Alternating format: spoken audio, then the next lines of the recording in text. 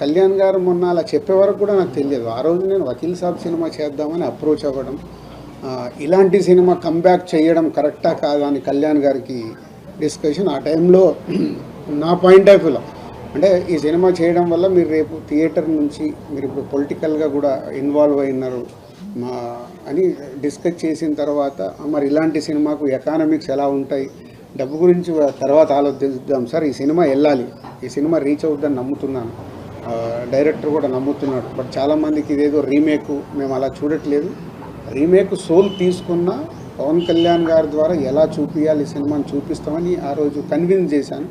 ఆయన నమ్మారు. దాని తర్వాత ఏదో ఫైనాన్షియల్గా మాట్లాడుకున్న తర్వాత ఓకే సార్ అని నేను వచ్చేసాను.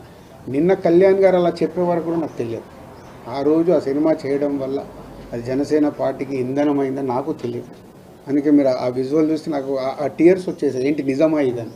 అంటే లైఫ్లో చాలా మూమెంట్స్ మనకు తెలియకుండా జరుగుతాయి. బట్ ఆ కళ్యాణ్ గారు అది గుర్తుపెట్టుకొని అలా చెప్పడం అనేది ఆయన కాళ్ళకు దండం పెట్టాలంతే.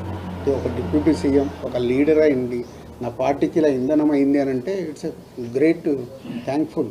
మామూలుగా అయితే ఎవరు చెప్పరు, ఎందుకు చెప్పారు, బట్ ఆయన అంత పబ్లిక్గా చెప్పాడంటే ఆ సినిమా నా పైన ఉన్నది, ఆ రోజు జరిగిన మూమెంట్కి ఆయనకు పాదాభివందనం.